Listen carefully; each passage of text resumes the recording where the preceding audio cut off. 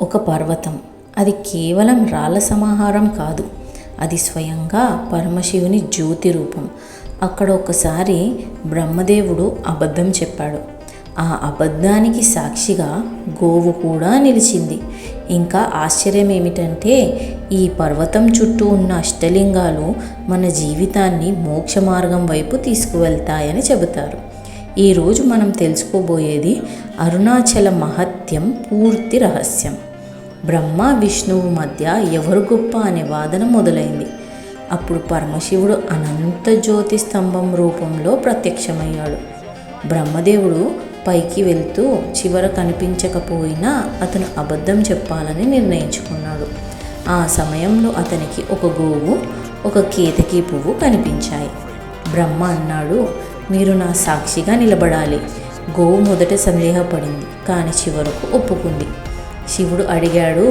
గోవు తలతో అవును అని సూచించింది, కానీ తోకతో కాదు అని సూచించింది. అంటే అది నిజం అబద్ధం మధ్యలో చిక్కుకుంది. శివుడు నిజం తెలుసుకుని బ్రహ్మకు శాపం ఇచ్చాడు. నీకు ఆలయాలు ఉండవు. కేతకి పువ్వు పూజలో నిషేధం. గోవుకు నీ తలభాగం అపవిత్రంగా పరిగణించబడుతుంది అని శపించాడు.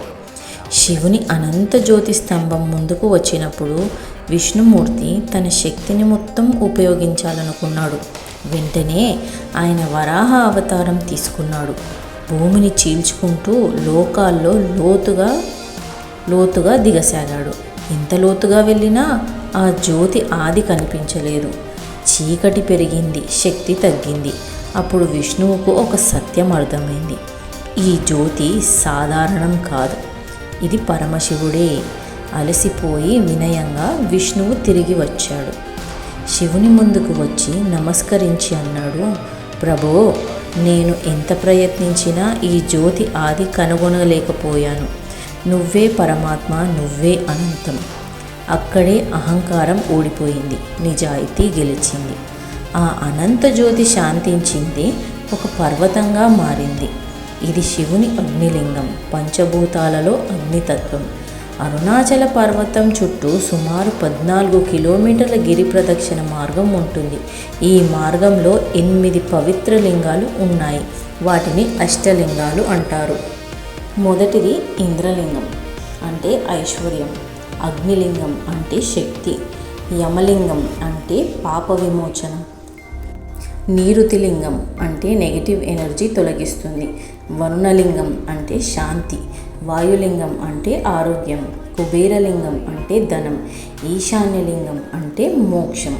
ఈ అష్టలింగాలను దర్శిస్తూ గిరి ప్రదక్షిణ చేస్తే మన జీవితం శుద్ధి అవుతుందని విశ్వాసం. అరుణాచల గిరి ప్రదక్షిణ మోక్ష మార్గం అని కూడా అంటారు. ఎందుకంటే ఇది కేవలం నడక కాదు, ఆత్మయాత్ర. ప్రతి అడుగు పాపాలను తొలగిస్తుంది, ప్రతి లింగం ఒక దివ్య శక్తిని ఇస్తుంది.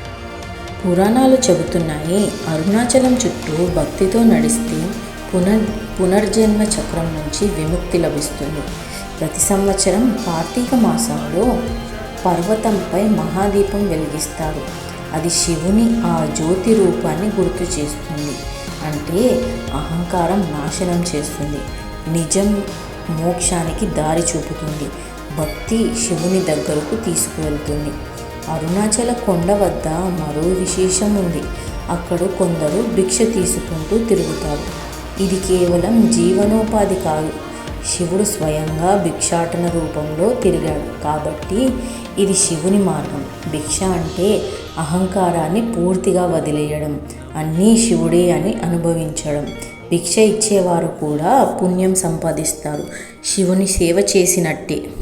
అరుణాచలం ఇది కేవలం పర్వతం కాదు, ఇది మోక్షానికి దారి చూపే శివుని జ్యోతి. మీరు ఎప్పుడైనా గిరి ప్రదక్షిణ చేశారా? కామెంట్లో చెప్పండి. లైక్ చేయండి, ఈ వీడియోని షేర్ చేయండి. ఇంకా ఇలాంటి కథల కోసం స్పిరిచువల్ ఆరా 13ను సబ్స్క్రైబ్ చేయండి. ఓం నమః శివాయ. ఓం అరుణాచల శివ.